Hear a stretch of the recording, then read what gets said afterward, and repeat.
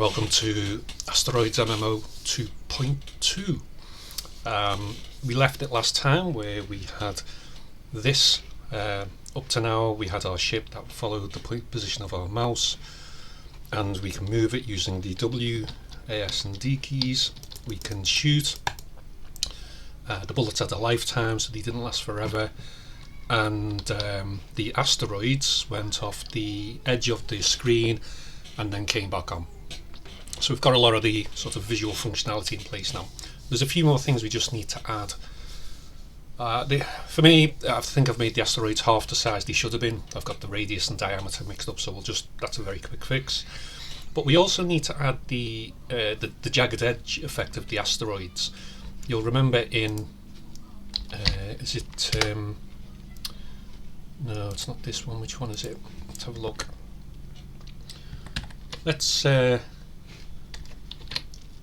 Let's launch the original one. Let's just create a new tab ready for it. Can't remember what. 8080. Okay, so let's put this in here. And there we go. So this is the single player one that we built. So obviously this has a few more things in it now, such as the fact that the bullets hit the asteroids, and the asteroids can hit me, so I can die if I hit an asteroid. And the asteroids have this jagged edge. Okay, so it's, as you can see, each asteroid has its own design that's been created, so we need to implement that. Okay, so okay, let's make the asteroids bigger first of all. So if we go to asteroid.js, the show function, okay, so we draw an ellipse, but an ellipse with the radius in both directions being the same obviously becomes a circle, and we do it at 50, but oh, I pass in the radius anyway, so I should be really using this here rather than hard coding 50. I didn't see that. Okay, so what we'll do is we'll do this dot radius, but I'm going to do it ×2 because on a circle the radius is the point from the middle to the edge, but the ellipse function is actually saying what's the total width and the total height of this ellipse, so we need to multiply radius by 2. So let's do that. Let's reload that page. There we go. That's more like it, isn't it? I think that's more like the sizes we're drawing on here. Cool.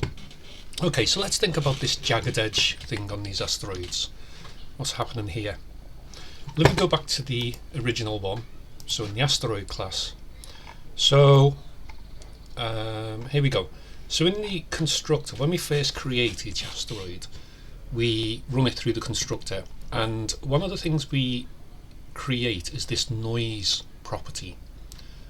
Okay, so noise in effect is just a way of creating like you hear the white noise.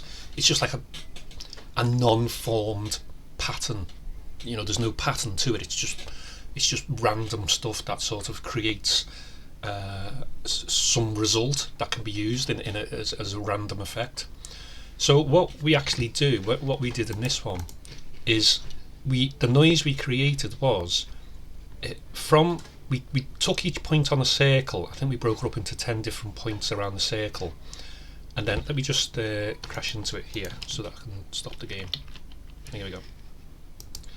So we I think there's 1, 2, 3, 4, 5, 6, 7, 8 points, is it? So there might be 8 points on this circle, and what we've done is we've said for every point on this circle, if we were to divide it by 8, we want to move it in or out from the circle point here by a random amount at each point, and by doing that we get this jagged effect because it's random.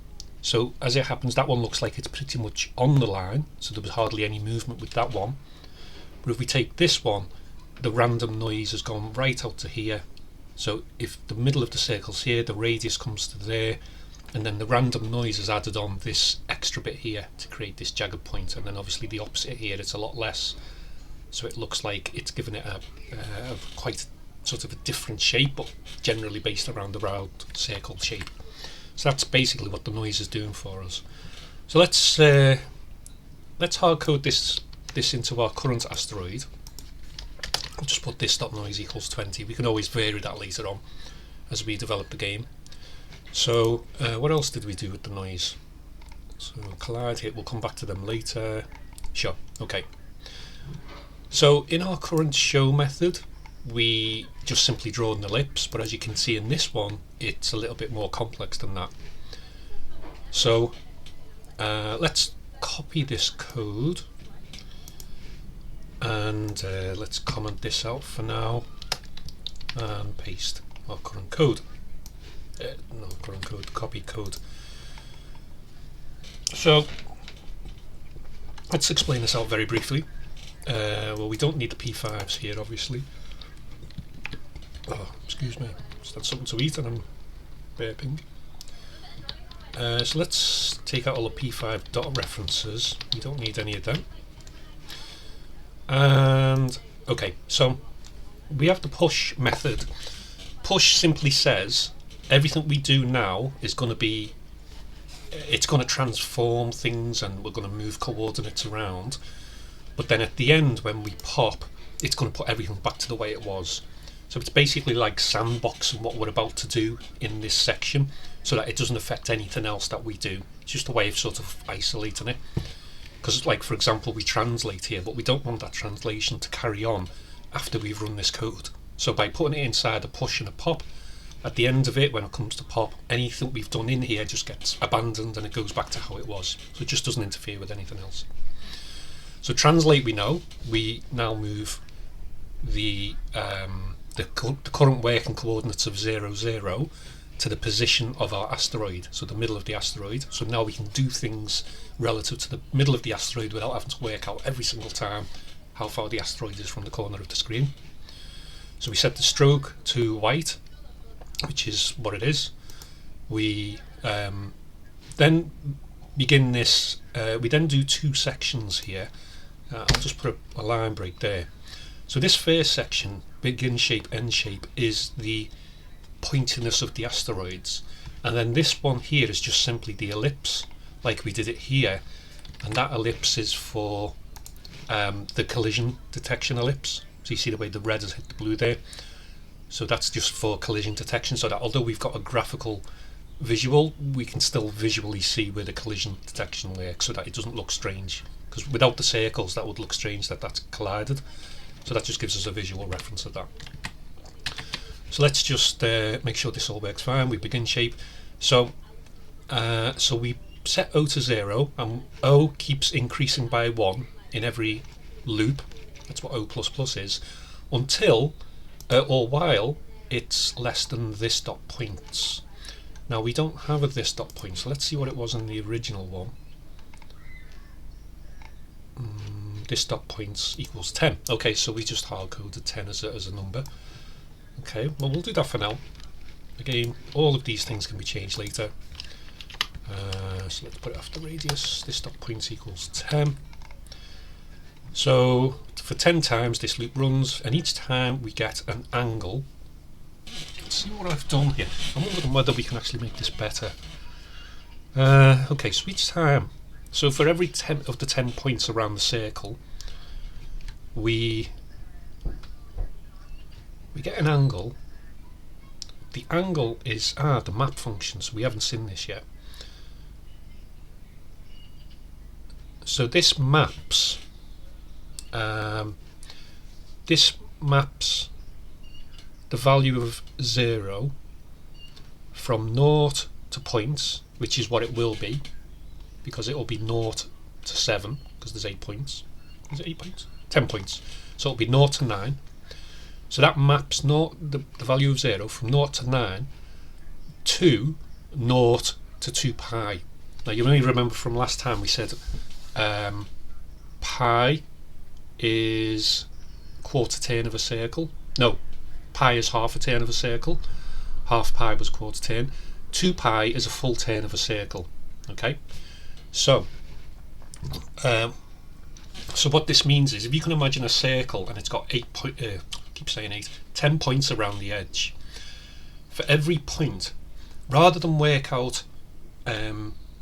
manually work out the angle, sort of like, oh well, if we divide 360 by 8 or by 10 we get 36, this is just another way of doing it. So this basically says the angle in each loop is, we take the loop number from 0 to 10 and we translate it from 0 to 2 pi. Now 2 pi is a full circle in P5 terms, which means 10 times we'll end up with 10 equally spaced points around the circle, because it's mapping proportionally 1/10, 2/10, 3/10, 4/10, 5/10, 6, 7, 8, 9, 10. So we get our 10 points around the circle, and every time this gives us back the angle from 0 that we can then use to do something with. So that's what this part of the code is for.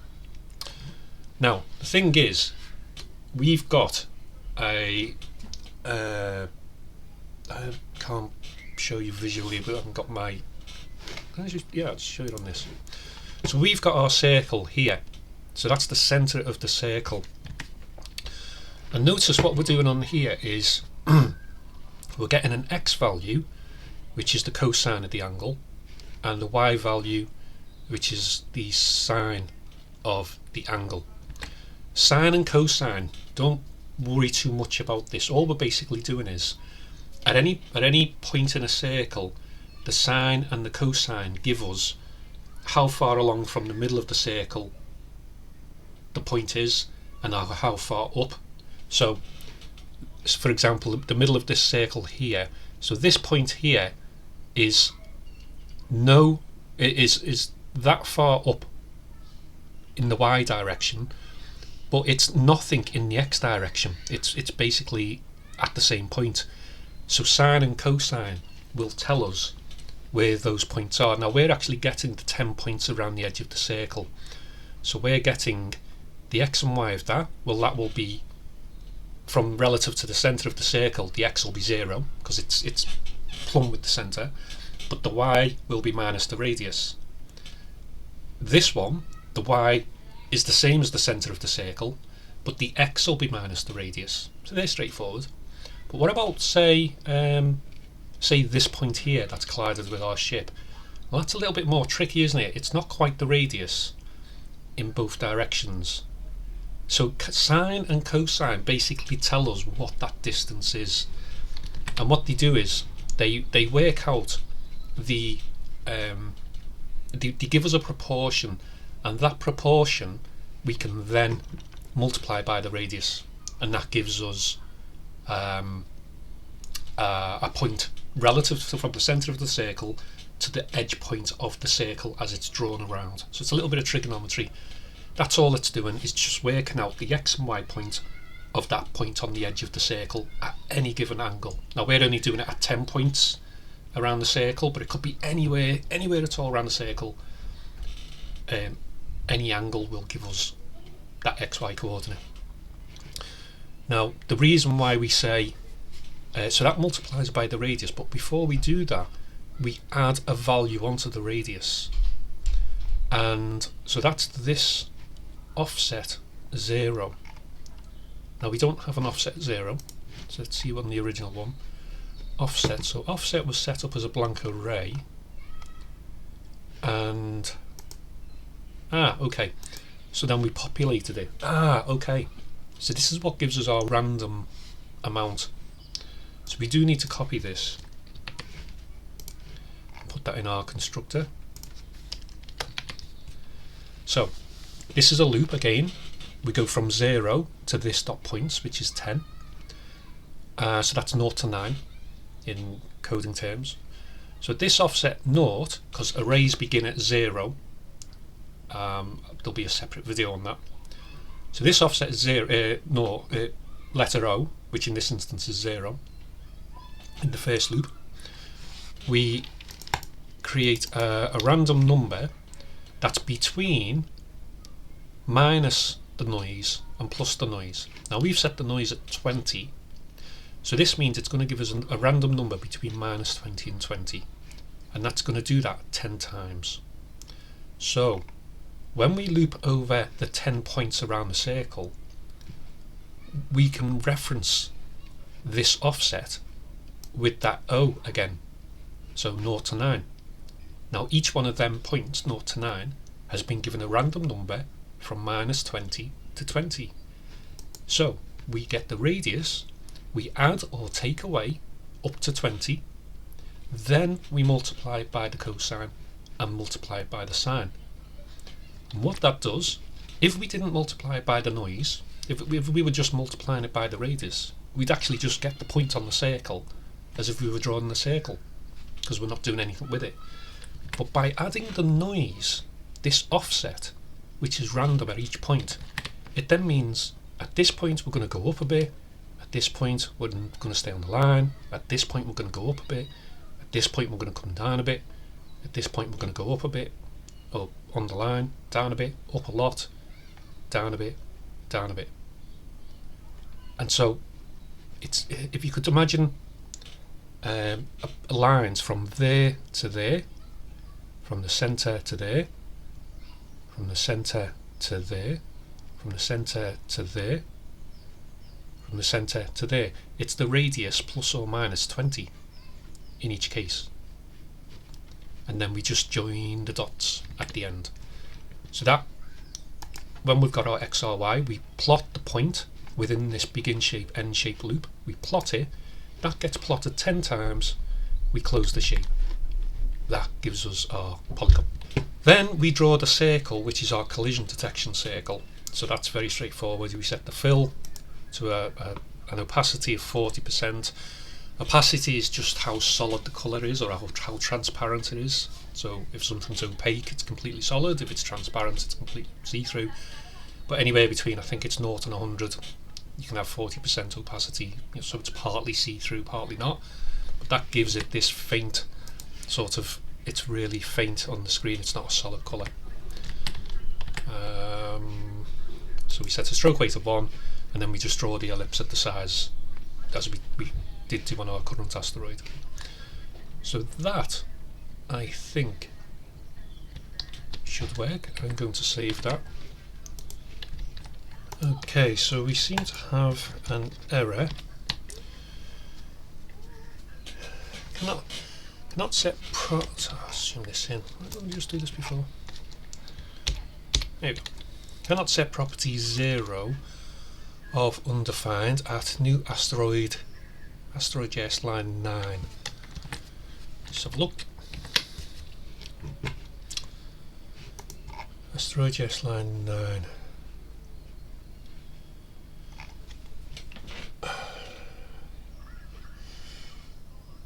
So it's trying to set this to a 0 because the first one's 0. We haven't declared what this offset is. It needs to know it's an array. So I think if we just say this offset equals an array, that should fix that. Yeah, okay. And look at that. So there we are. We have our jagged edges around our asteroid, although some of them look quite strange. Hopefully you've been able to understand that as to how that came about. As just to summarise, we take a circle, we take 10 points around the edge, then rather than drawing the same length radius to each point, we vary that by an amount. So we had 50 radius, but we were varying it by 20 either way, and for each point it was different. So ultimately, when you join the dots around the edge rather than a perfect circle, you have this jaggedy edge look. So hopefully that's explained it for you. But that's brilliant. We're getting closer and closer to our original incarnation of this. So that's really good. Okay, so what else do we need to do?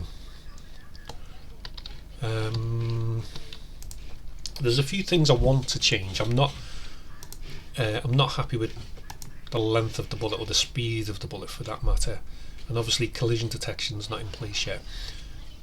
The reason why I'm hesitating with these things is because in the multiplayer game these are all going to be managed by the the server, not the client. At the minute we're doing it all in the client side stuff, which is great, but eventually it's the server that's going to determine whether a collision has taken place, and there's a really good reason for that. And it's to do with the idea of there's two ways you can treat data that comes in from different sources. You can treat it as, or the server can treat it as authoritative or non-authoritative. Okay, authoritative or non-authoritative. And what that basically means is the non-authoritative version basically says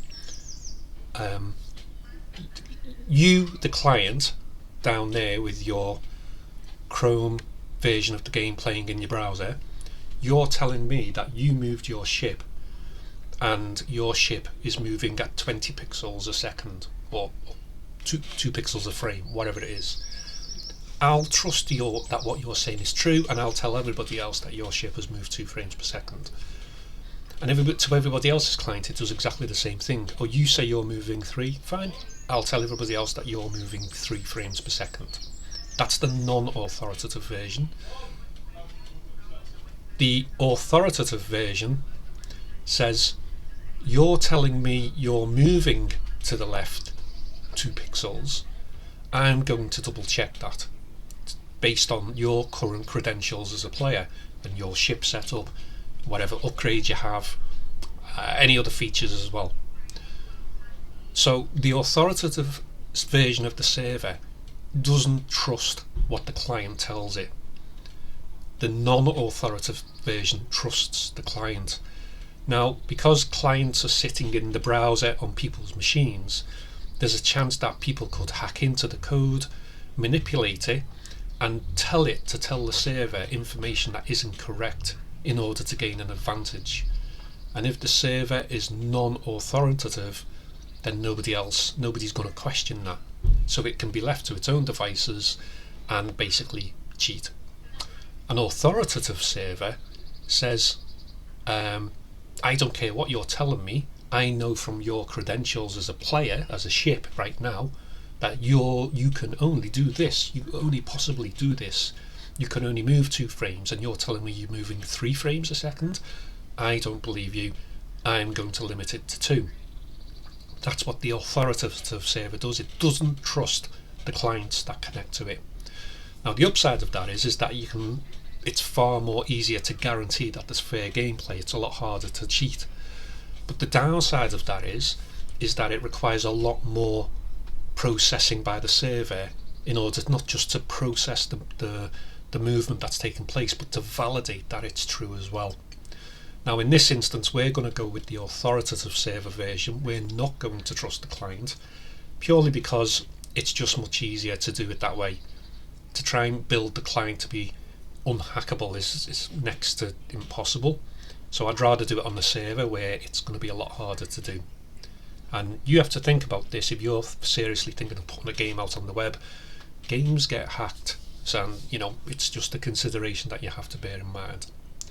Anyway, so what that means is at the minute we've been dictating locally in our client how much a ship or an asteroid or whatever it is moves. So if we go to our ship class, we've been saying in the move function that we are moving by an amount of 1, up to 1 in the X direction and up to 1 in the Y direction, either way, because we just sent in an X and a Y for direction. But we may want to move more than that. That was just convenient to put 1 because we were sending 1 in just to indicate the direction.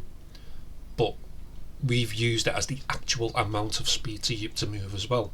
Now as we upgrade our ship as part of the game, one of the upgrades could be that we move a little bit faster.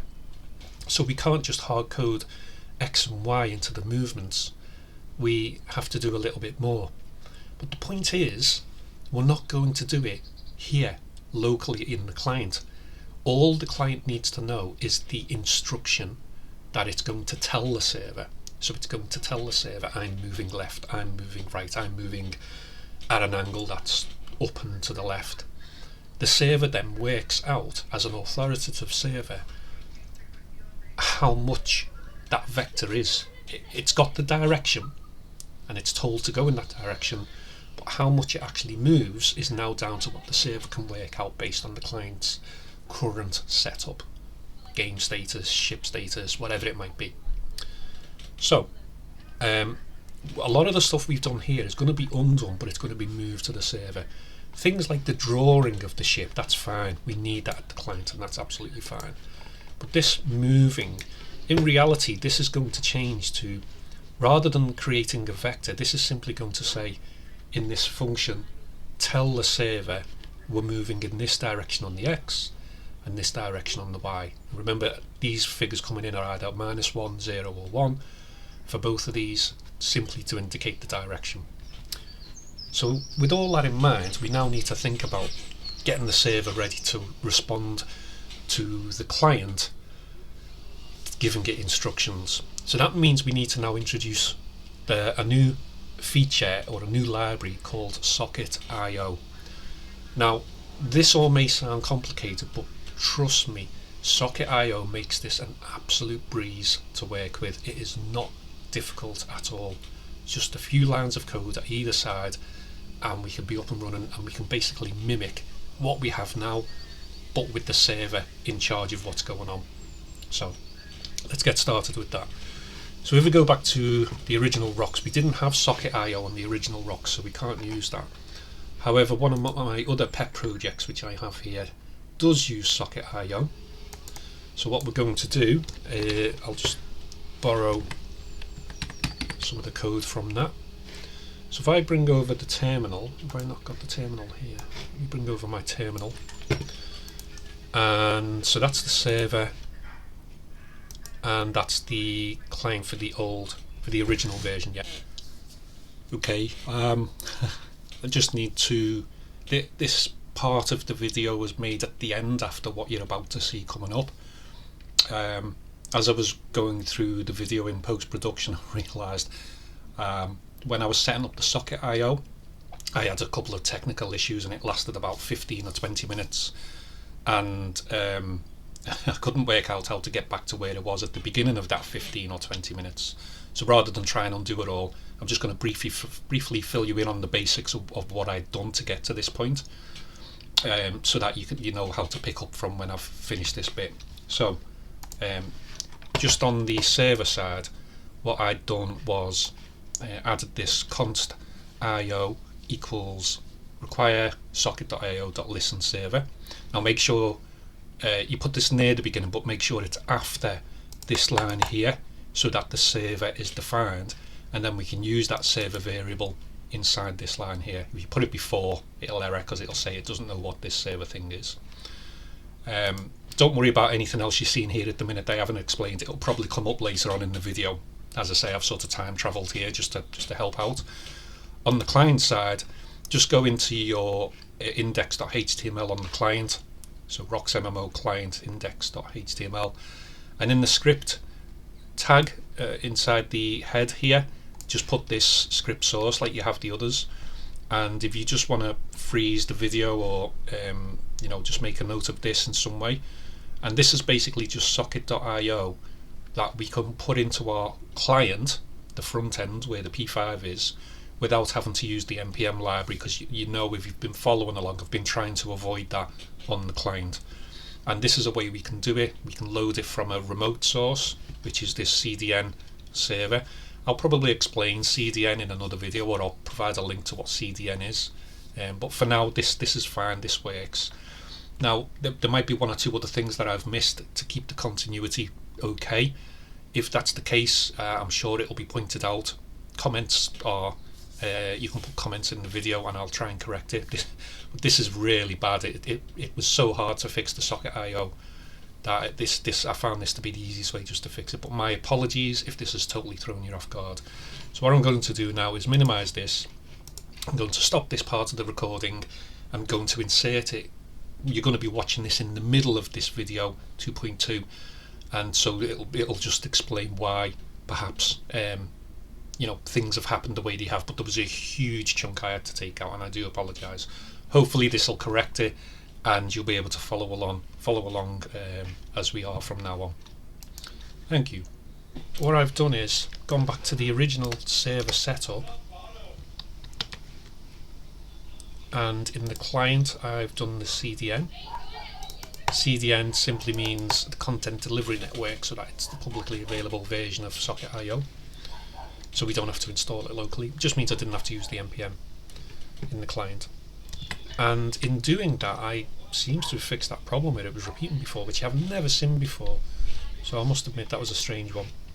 So just to check that this is fine, and also to show the indicator of each individual socket, I'm going to have a look at the socket ID in that console log here.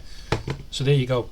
When it restarts the server, it automatically checks any clients that were connecting to it, and obviously we'd already loaded the web page. So it has the ID of that particular socket. This browser here that's connected has this ID to identify itself with. And let me show you why this becomes important. If I bring up Safari here, so let's take him down there. So you can see him down there. I've got Safari. So this refers to the Chrome browser. That's this one. Let's just load that. Okay, so that's connected again. So ignore this first one. We've just connected again with this one. But if I bring up Safari now and I load this URL into Safari, let's get the terminal up. There we go, and press enter. There, this is now our Safari one, and this is our Chrome one. But every time we reload the page, it gets given a new socket ID. So it only stays for that ID while we're connected without reloading the page. If it does reload the page, it's not a biggie in itself. It can still pick up from where we left off, but we have to code that in order to do that, because it will get a different socket ID. So you can't use the socket ID as like a permanent identifier of the person, of the client who's connected. It's just while that session is in place. If you disconnect or you reload the page, it loses that socket ID and it generates a new one immediately. So that means that in order to keep track of a client, even if they reload the browser, we have to have something else that we can use as an identifier, and we'll come to that a bit later on as part of the development. But the beauty of this is we now have Socket.io working, which means we can start sending messages between the client and the server. So let's do that. So we now know that when we connect, the server logs socket connected. So let's put in another method then.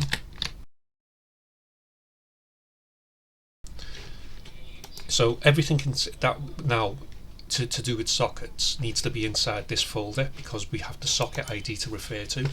If I was to do some kind of socket ID stuff here, we're outside of this function, so we don't have access to the socket, so it doesn't make any sense. We wouldn't be able to do it.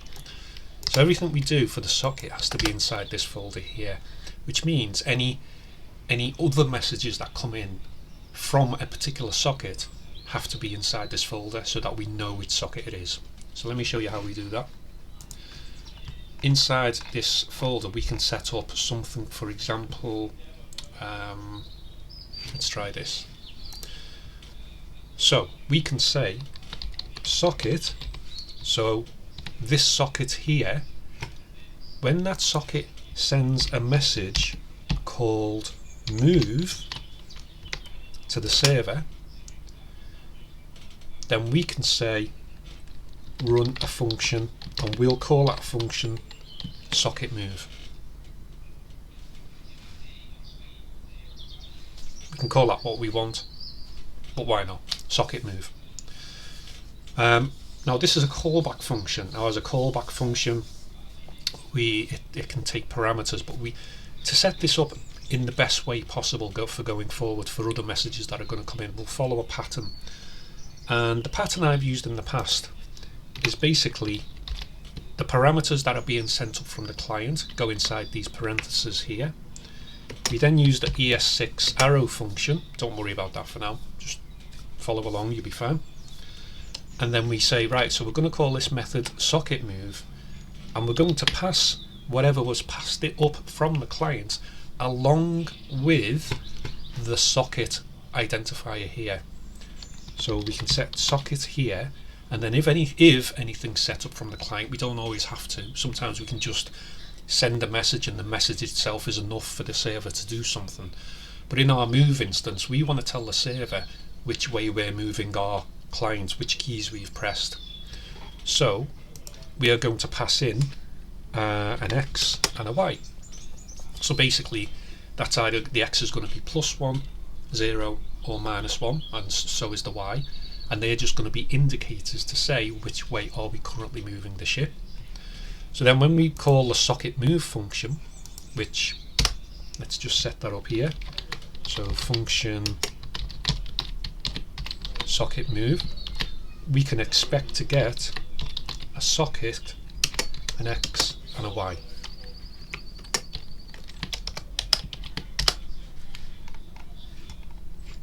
Which means we need to send the socket, the X and the Y. So we're basically sending to this method here, socket move, which means this function now can respond to a move request from a particular player.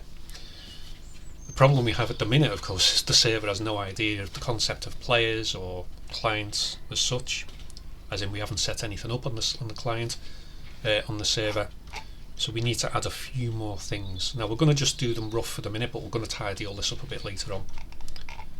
Refactor later, as Dan Schiffman on the coding train would say.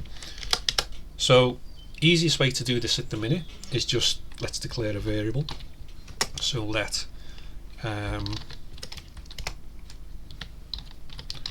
players equals an empty array, and then whenever a player connects, we can add that player to the array so that the server then knows this player exists.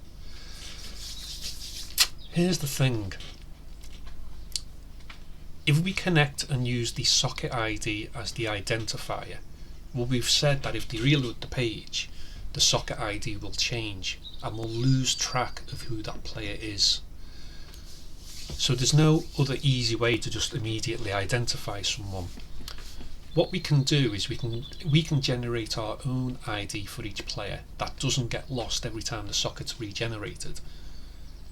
And if we pass that down to the client, then every time the client connects, so long as they use that identifier, even if the socket changes, that identifier will stay the same, and then we can use that to identify them as the same player.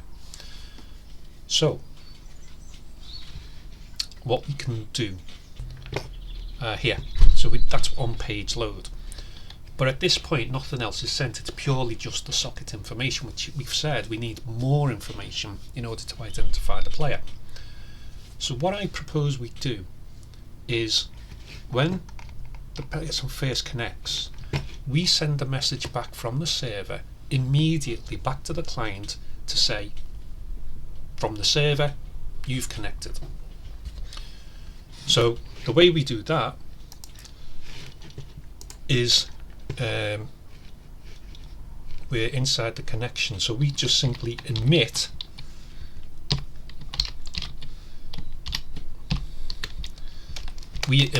a message back to the client.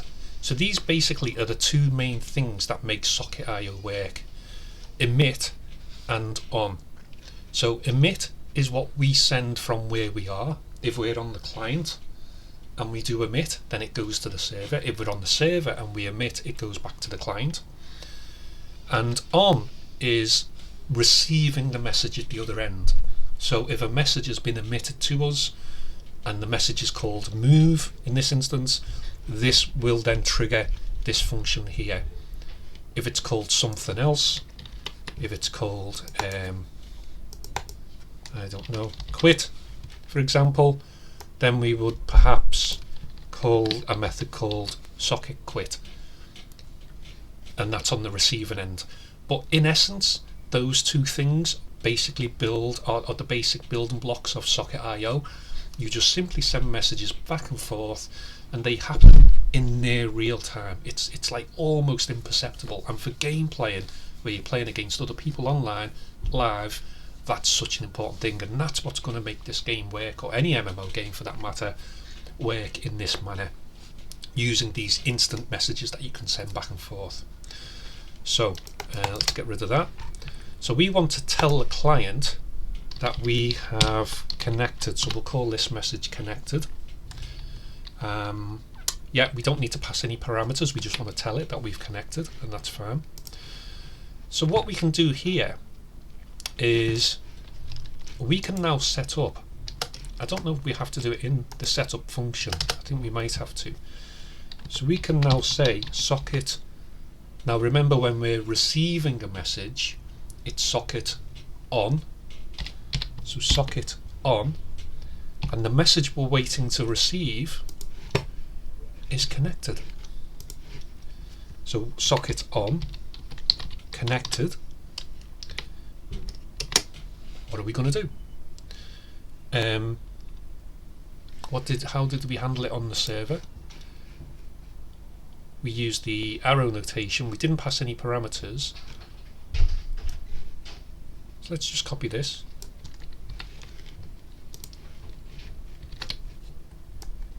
We didn't pass any parameters. I just put a blank underscore as a placeholder if there's no parameters passed, but we're not going to do anything with it. But we want to go to, what shall we call this? We can call this whatever we want. We'll call it socket connected, just to help identify it. And all we'll pass in is the socket. There was no parameters passed, so we'll just pass in the socket. So we now need to set up a function called socket connected, which takes the socket as a parameter. So let's go way down here. So function socket connected, which takes the socket as a parameter. And where can we output this? Yeah, we can output this in the console for now. So console.log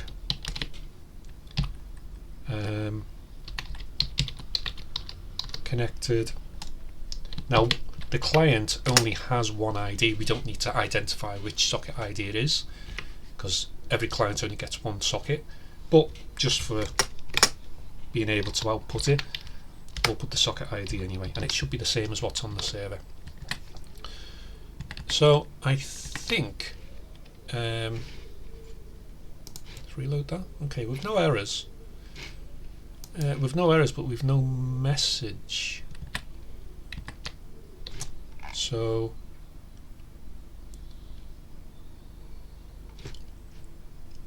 should I put this? You know what? I'm going to put this outside the setup.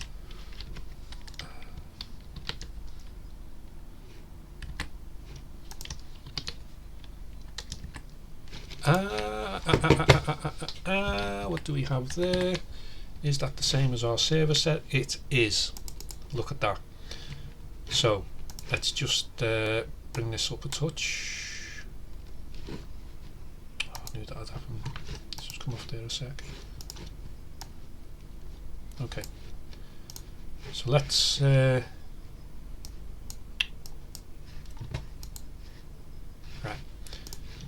Let's do this again. So when I reload this, we'll get a new socket ID, but it should be the same one that the server got. So let's reload 4GMC8, 4GMC8. There we go.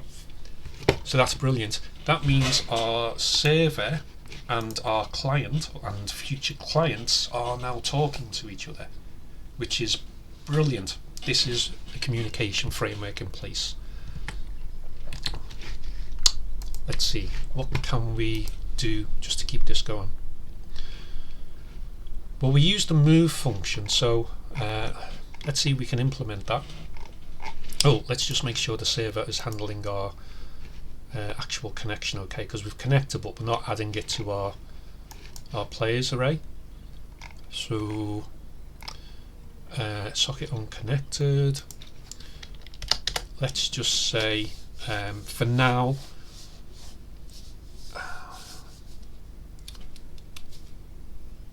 no, let's follow the original plan. It'll take a bit longer, but we said about having a separate identifier that was more permanent. Now we've come back to the client, the socket's connected. Now what we can say now is, okay, the socket's connected, let's now tell the server, so we're in the client now, let's now tell the server if we've already been given this special identifier that's permanent, and send it to the client. If we send an empty indication of that, then the server knows to generate a new one for us. But if we send one that we've received previously, the server knows that we already exist, and doesn't have to treat us as a brand new client. It can look for us. So how are we going to do that? Okay. So in a browser, if we go to, let's see, application and local storage, and here, make sure you're in, if there's a few there, make sure you're in the URL of the one that we're in here. And you'll notice we have these key values here. These are things that we can store in the browser that don't change even if we reload the browser. So if I reload the browser, these things stay. So we can store in here some information that's relatively permanent, that can be persisted over page load and even shut down the browser, load it up, and it'll still be there next time. So we can use that as an identifier that we can keep ourselves identified as the same individual. So this is called local storage in here. So what we'll do is we'll say const. Now in my code I normally refer to this as an API token. API token. So equals get item. But when I store it in the local storage, I tend to put an underscore. I don't know if it makes a difference. It's just the way I do it. You could try and do it that way if you wish. I just have a notation of the variable names are fine with the uppercase, but storing it in local storage, I like to do it with the underscore. Okay, so I've got that now in that variable. Now that either will be a token, or if this is the very first time we've come here to this site, this will be empty. So what I can do now is I can now deliberately, explicitly emit a message back up to the server with my API token if I have it. So remember, the way we send a message is socket.emit, and what can we call this message?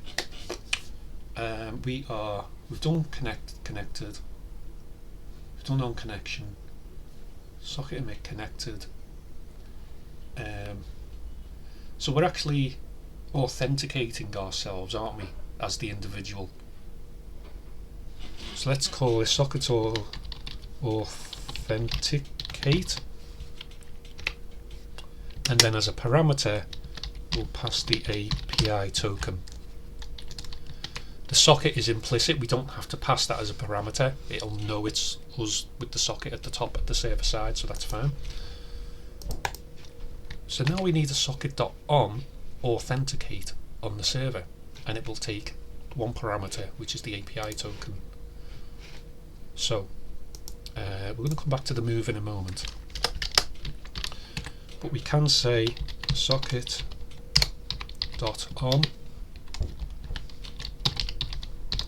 authenticate, and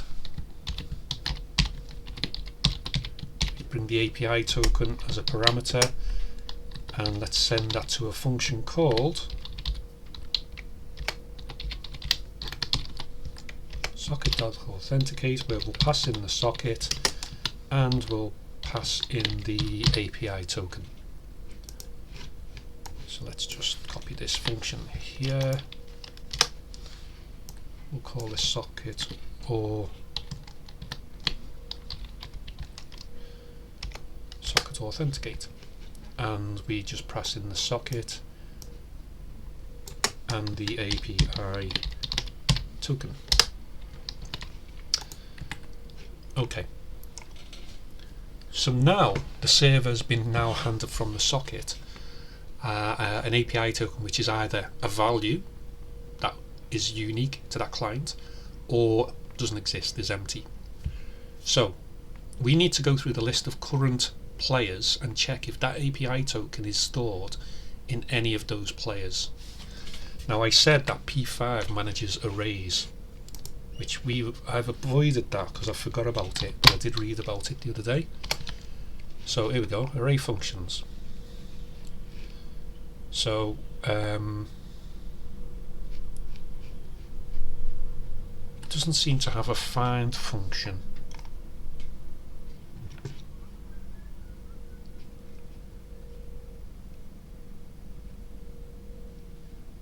Okay, no, so there's still an element of the arrays we have to manage manually.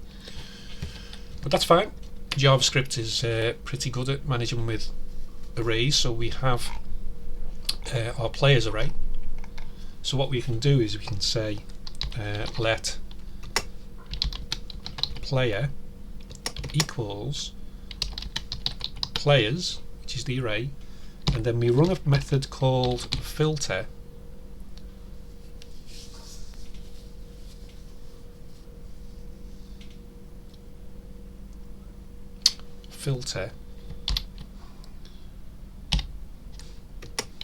p. So filter basically means run through each item in the array, and for each item of the array we'll refer to that as p in that instance of the loop. And we want to check where p.api token equals API token. So the API token stored against the player, is that the same as the API token that we're passing in here? So we just want to bring the first item of the array, because theoretically that can bring more than one, although it won't. But it'll still be a collection of one, and we just want the one out of there.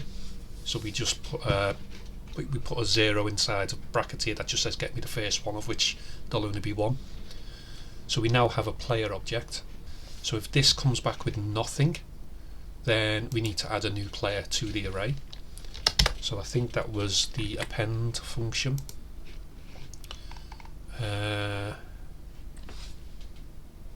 I'll just use array.push. Okay, so it's not even... it looks like it's not supporting the array methods that much anymore. That's fine. So players dot push, and let's just create a new object for the minute. API token, and that will add API token as the parameter, and that's the only one we're searching on, so that's all we need. Now, for now, what I'm going to do is just tell all connected clients that a new player has just been added. Going forward, that becomes inefficient because it uses up a lot of bandwidth, but just for the purposes of making this work and seeing the result of this, now we've added a player to the server's players array, we can now say to all the clients, this player's just been added, update your local data because you need to draw this player in your game. So now we can say IO, which is, remember this is the top level sockets thing. So socket just referred to the individual client, and we could send a message specifically to that socket and nobody else. But now we want to tell everybody our new player array has been updated. So io.emit means tell everyone, and we'll just, for now, as I say, we're going to change this later, but we'll call this players, and we're just going to send the players array, and that'll send it to all the clients. So now in our clients we need to catch that players connection. So remember, we do that with a socket on. So socket on players, and that gives us the players array. So we'll call the socket players method, and that will pass socket and that players array. So socket socket players, we pass in the socket and the players array. Okay, let's just console log that.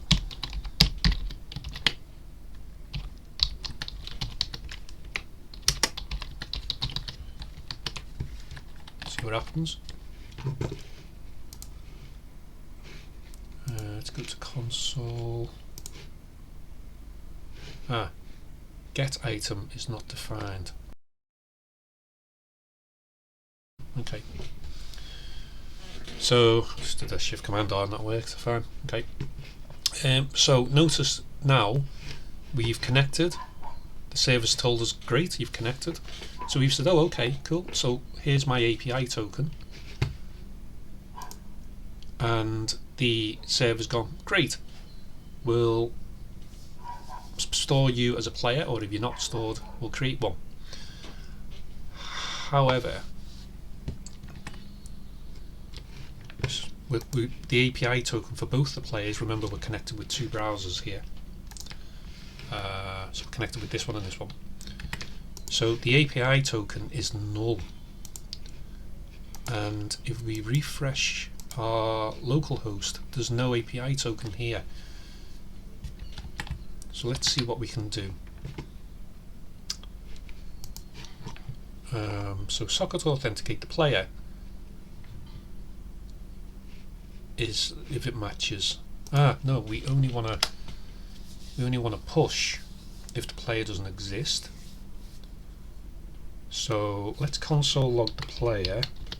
See what actually.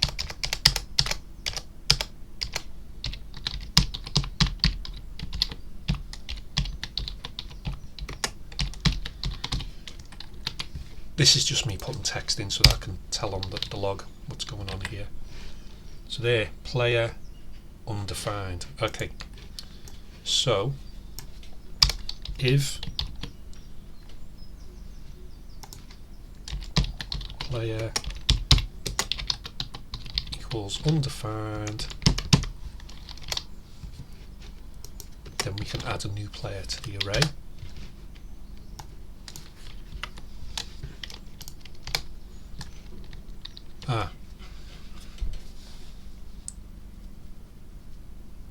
But we need to generate the API token, because the API token is useless.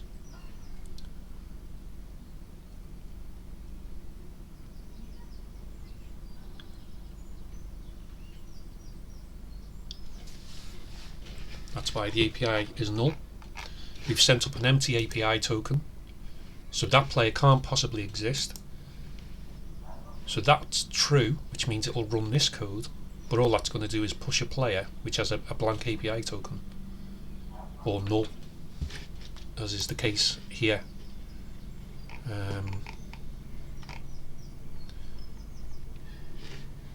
Where was it? Yeah, API token null. So we need to generate an API token. Now, what I like to do is use UUID. So we need to add another library to the server. npm UUID. Cool. No one again. That's cool.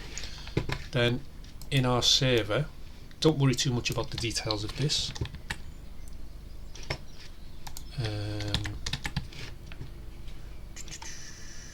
Save that. In our server, we need to load a library called UUID v4, which is from that UUID library that we've just installed. And let me just see where I use this. There we go. So then what we do is we say, okay, if it's undefined, let's generate an API token from this code.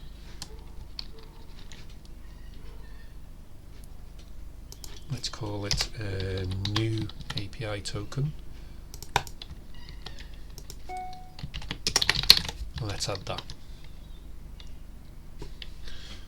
Let's try and reload that.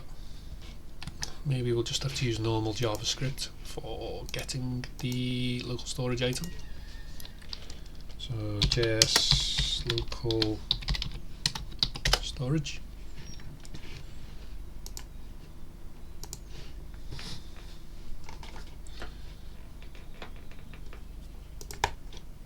Okay, maybe it's just window.local storage.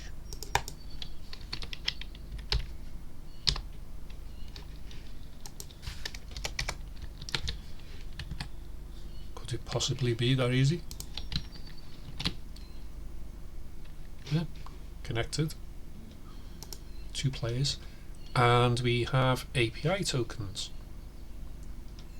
So for both players it generated them. However, every time it's still going to create a new set of API tokens because giving us more players. We're not disconnecting, we'll come back to that later.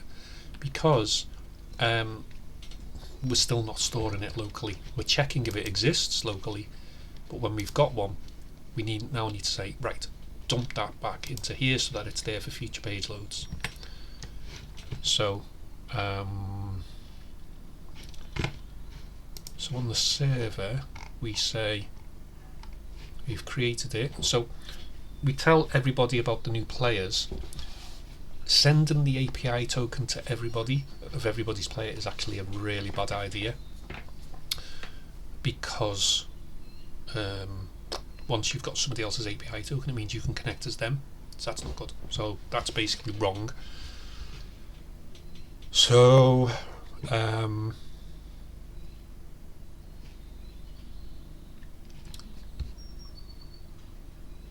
can't use the API token. We could generate a username, and then it doesn't matter if people get the username. Let's do that. Let's install a random username generator. I think that RUG stands for. Let me just see if I can find that.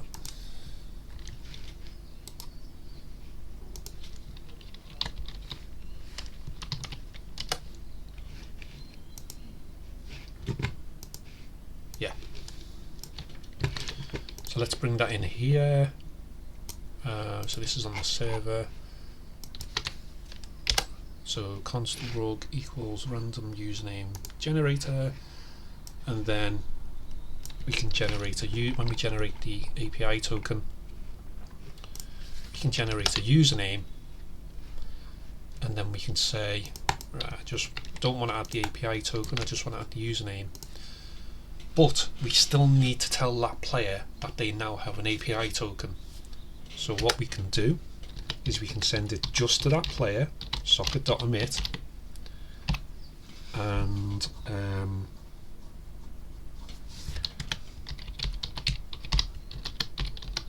we can send the authenticated message, and we can just send their new API token. So now socket.authenticated, we can go socket.authenticated as a function, and that sends the API token. So into that function we send that and the API token, socket authenticated. Let's come down here. Function socket authenticated, which takes the socket and the API token. And now we can just say set the API token in the browser with whatever token this is.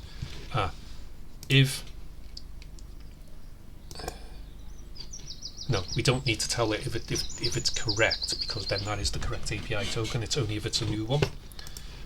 So how do I set it? Local storage set item. Oh, it looks like I don't have to use window as well, which is cool. So let's get rid of window. So local storage set item, API token. Oh, and we'll set it to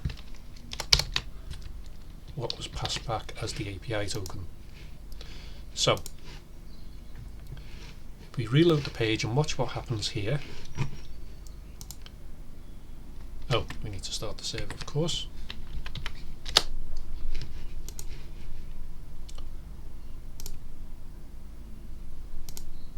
No? Oh, okay. Oh, cannot find my dual random username generator.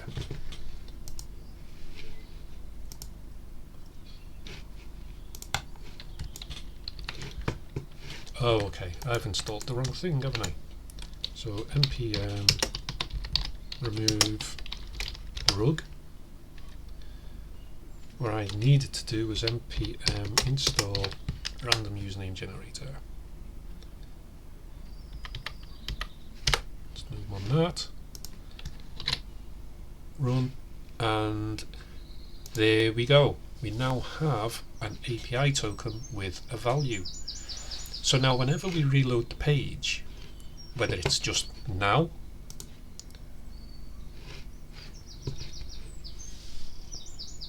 it doesn't work. That actually shouldn't have changed. So I must have missed something out on the server. Let's have a look. Now we've got an API token. We now send,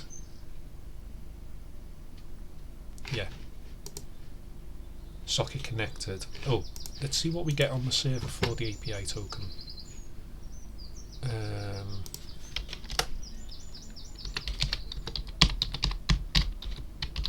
Console.log API token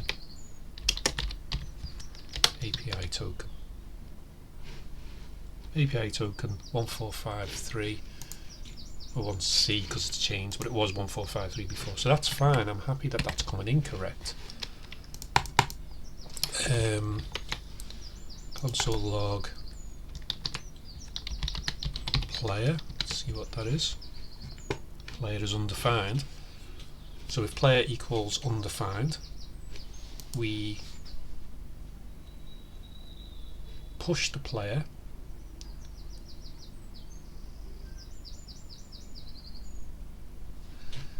yeah, the problem is we need to put the API token into the array. Okay, so I'm going to have to modify this a little.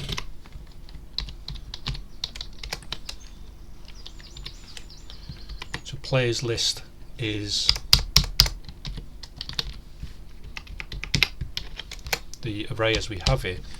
Players hash is going to be a way of storing it with the API key without giving the API key away. So here's how we're going to do it. So you'll notice on the time on the clock at the top of the screen that I've been away a while. Just before I finish off this particular video, I had to have a bit of a think about how we were going to do this to meet all the requirements that we need to do.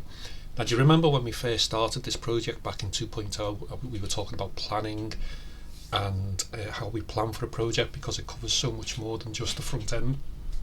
This is one of the reasons why we plan, because then we don't go down these alleys that potentially could be dead ends that we have to come back up. Now, as it happens, I do have a solution, and we're just going to quickly implement that now to fix it, so that we can round off this video and leave it in a working state, and then we can move on to more advanced topics in the next video. So let's just put this fix in place. So you remember we put this players list and players hash. Now let's just zoom in here. Remember we talked about brackets and braces being different things. Now this is very significant here. So what this is going to do is, this players list is an array, so it simply will add one after the other of the players that are playing this particular game, and they'll just be in this list of player objects, effectively all stored one after the other. But there will be no quick way of accessing any one item in that array. So which is fine if there's only a few players, but if there's 5,000, 10,000, and you want to quickly find a player from that list, you have to go through it each time to find it and look for the corresponding identifier. Well, that's going to put a lot of demand on the server to do that, so we can make it a bit easier. And this is something I've implemented in another project that I've done, and that's why we have this players hash. And what we mean by hash is it's simply a key value pair, a list of key value pairs. So whereas this is an array, this is technically an object. So this array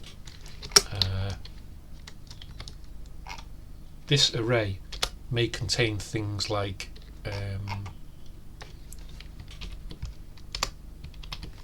an object where name equals Sharif, and then the next item in the array could be name equals I don't know, Norman. But there's no way of identifying each one unless you go into each object and check for perhaps the name, the username, the API key, the socket ID, whatever it is that we use. So let's say we have the one thing about an array though that's inherent in all arrays, in pretty much all objects, is that even though there's no identifier, they still are accessible by a number, the index of the array.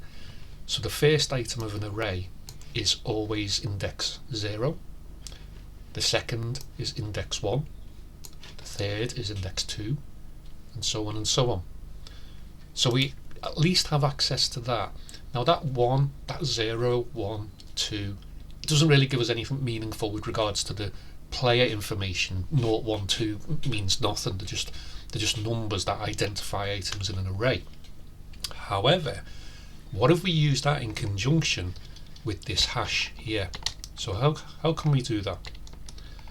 Let me just zoom this out a bit. Okay.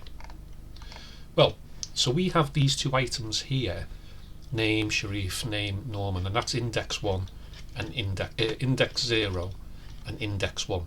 So what that means is if I did players list 0, then that would give me back this object here, and if I did 1, it will give me this object here. So players 1 dot name would actually give me back Norman. Okay. So this does give us a direct access identifier, but this is meaningless. How can we possibly use that on its own to know which one we want? And added to that, as players come and go into the game, the array changes. If I left this game and my object was deleted from the players list array, then Norman and everybody else below Norman moves up a level, so Norman now becomes 0. So where Norman was 1, he's now 0. So what that means is it's not even the index that's used to access the array items is not a permanent item that could be used, but we can use that to our advantage, or I should say we could use a secondary system to our advantage to make use of this. So let's just put me back in. Let's get rid of that. Okay. So now, what if we had an object that referred to, that used the identifiers that are useful to us as the key, and as the value used the index in the array, in the players list array, so that we could reference it that way.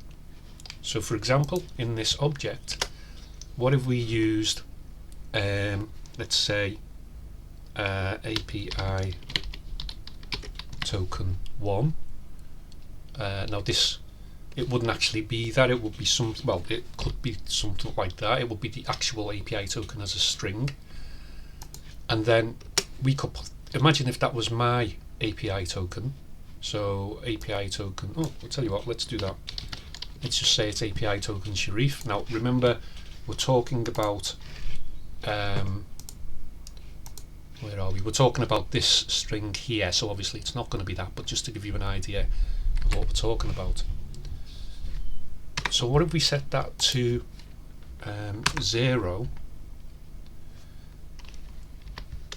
and then the next API token, and let's say that's Norman, is 1. Now when the person connects, and once they've authenticated themselves, every player will have an API key. So once they present that API key, immediately any part of the code can access this player's hash and find an entry for that. So any part of the code could go players hash and then for example do that, now that would give us 0. The key API token Sharif will give us the value 0. Now when we have 0, now we know that the player that belongs to this API token is at index play position 0 in the array. We don't have to start looping through the array and checking every single item. We know that at position 0 is the player that we want to do whatever it is we want to do. Equally, if we did API token Norman, immediately we know that that will give us 1. So then we can say, okay, players list at players hash API token Norman is going to give us the player Norman. Let me write this out in its full form. So remember, players list, it's an array. So this says players hash API token Norman, that returns 1. So basically all of this gets converted into the number 1. Players list 1 equals position 1 in the players list, so that now equals Norman. So by using an array and an object, we can get the best of both, of using the facilities of an array to loop through all the players when we want to do things with the player data, but we can also have the ability of instantly accessing any given player so long as we have the API key. And the other advantage of this is, if we simply return the players list to the clients as players who are playing the game so that they can draw it on their individual browsers, we're not giving away the important information, which is the API token. We can keep this on the server so nobody knows who has what API token, but everybody gets to see the players. The names could be in here, the current X position could be in here of where their ship is, the current Y position could be in here. There's, if we decide to introduce some kind of shield system, that could be in there. Number of shots, whatever we decide to implement into the game can all be stored in here, but none of that compromises the accessibility, because we're not giving this to the clients. This is just purely for our reference. So hopefully that's made sense. Let's delete all of this.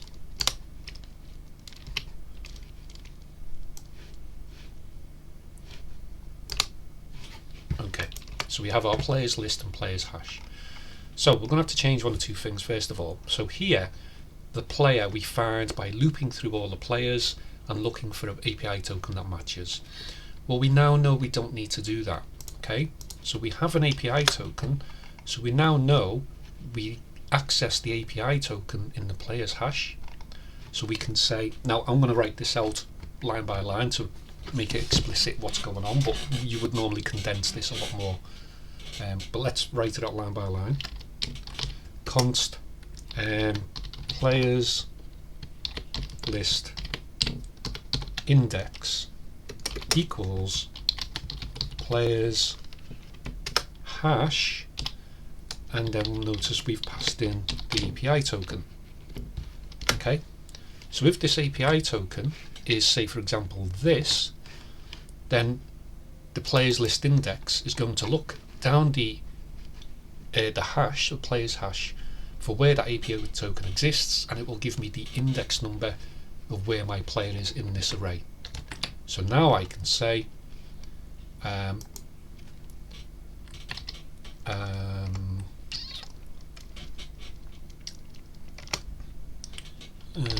const player equals, I don't know if we need to use let or const, I'll explain that in another video. For now, const player equals players list players list index. So I hope that makes sense. I hope you understand how that gives us the player. Feel free to watch this again, obviously, if you're not sure, because it is important for the playing of the game. So we now have our player. We can double check that. We'll console log that out. In fact, can we see that? Okay. So we need to change this here. So obviously, we might check if that player exists. Maybe the API token is redundant now. So we need to let's comment all this out and see what the console log tells us the player is. So the player is undefined, which is what we had before. That's fine. So if player is undefined, well, we generate a new API token. We generate a new username. Then now this is where it changes. So in order to make this players hash and players list work, we need to do it in tandem, like we need to do one and then do the other. So the first thing we do is we do this as normal, except we're pushing it to the players list now.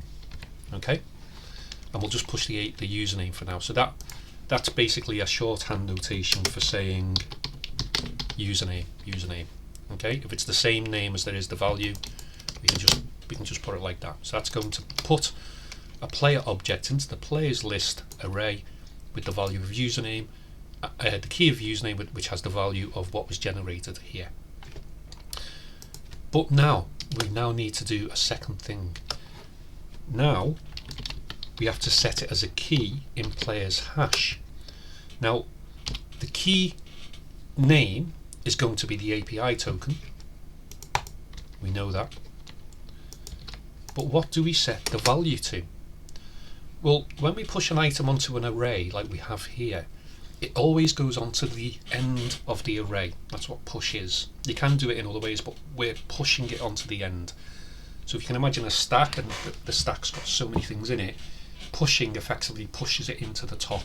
So we're pushing it in like that. So what that means is we immediately know where in the list it is.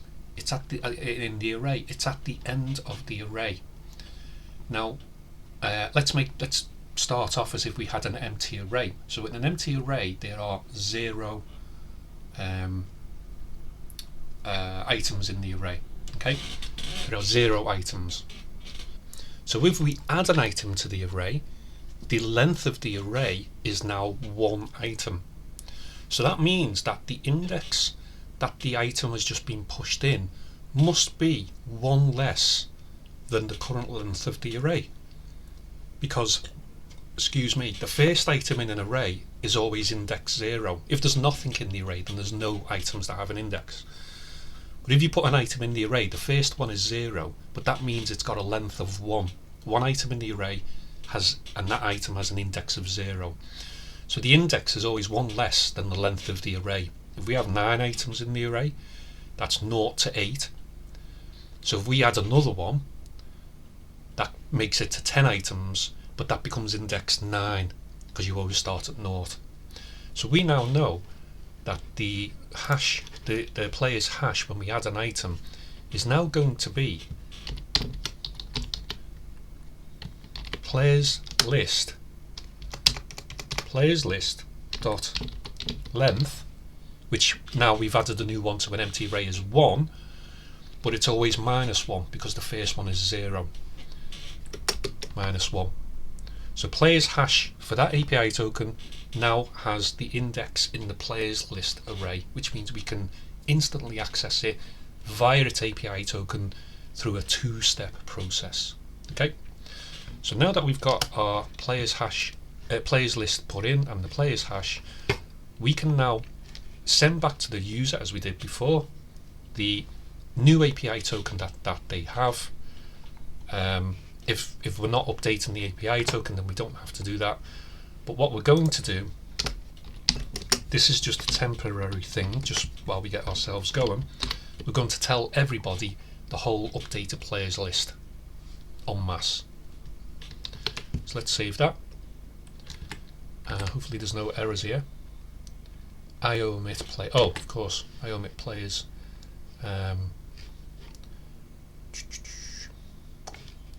Let's change the message and obviously we have to change this to players list. Let's change that to players list just to keep it consistent, but that means on the client we need to find the players method and change it to players list, because that's where we're sending it. So socket connected players, make that players list. I'm going to change the name of the function to socket players list. We don't have to do this, I could leave it at players and call this function whatever name I want. You don't even have to put the socket at the beginning, that's just for me to identify it in the code. So we go down to socket players and we'll call this socket players list. So this is now the array, and we should be able to see this when we load our game. Okay, so our players now has an array of one item with the username, no API token, just the username. Now, do we have an API token? We do, BA6. What happens if we reload? BA6, BA6, so that's not changing. Our players array, it's still the same username, which means it's not creating a new user every time. So now our user has been stored on the server with that username and that API token. But because we're the only ones who have access to that API token, we're the only ones who get access to that player. The username can be viewed by anybody. And remember, as we said, if we were to now put in the server, if we were to put like an X coordinate and a Y coordinate to start with at least, then we could even render the players on the client. So for example, let's just say, we'll do this just to finish this off.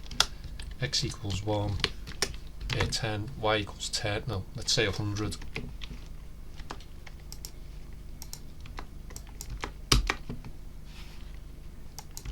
Okay.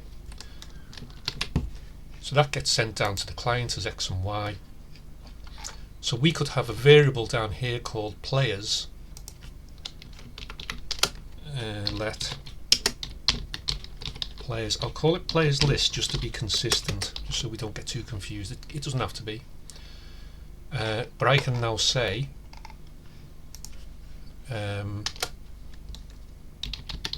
players list equals players. I'm not going to change this to players list because then that becomes really tricky. So players list, which is the global variable, now equals the variable that's passed down here. Let's just make sure that doesn't error. That's fine. So now what I can do is in the draw method, so asteroid shots movement, me, and let's put players. So now we can loop over the players for let p equals 0, or p is less than players list dot length p plus plus.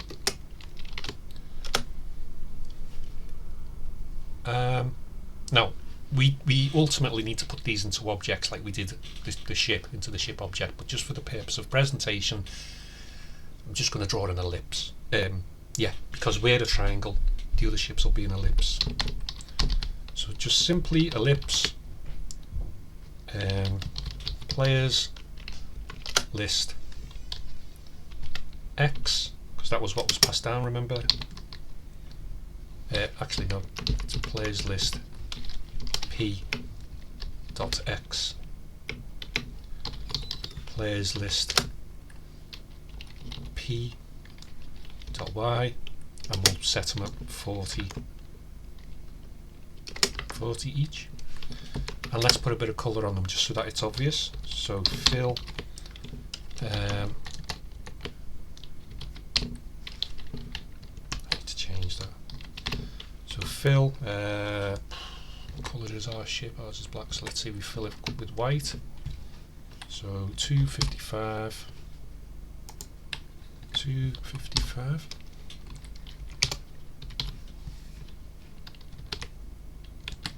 Okay, now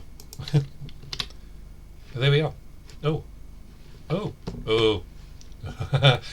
now, so a number of things have happened here. Number one, we haven't explicitly set the fill for the asteroid, so they've just carried over from the other players. But the bigger elephant in the room here is the fact that the player is being drawn in relation to me and not in relation to the screen. So you remember we were talking all about that translate stuff. So let's have a look at me.show in the ship. So remember we had a show, so we had this translate function and so on. You remember, was it in the asteroid we did a push and a pop? Yeah, just so that it isolates it. So what we're going to do is put the push, I need to fix that, push and pop methods in there. Let's see if that fixed it. Okay, yeah, that's fixed it, because it's drawn the other players there, but it hasn't. We need to explicitly set the fill now for the fill node for the ship. So for the asteroid,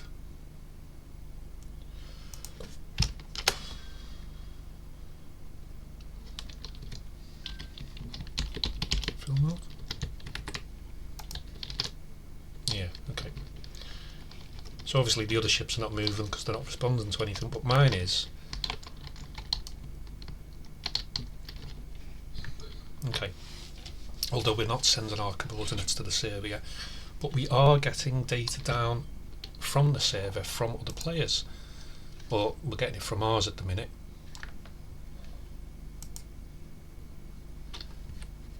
Now, bear in mind, every time I restart the server, this data is lost, which is why I've got a new username and a new API token. Eventually we're going to store this into a database so that you can store the players and we can come back to it at another time. Well, we might not actually, we might just do it random each time. Let people start from scratch each time, we can work that out later. Maybe have different game modes even. But I think that'll do for now. I think we'll wrap it up there for this video for 2.2. And again, thanks for watching. If you found this in any way useful, please like the video. If you want to keep in touch with more, which I'm going to be producing a lot more, click subscribe, and that just helps me as well to see that the feedback is positive feedback. So thanks for watching.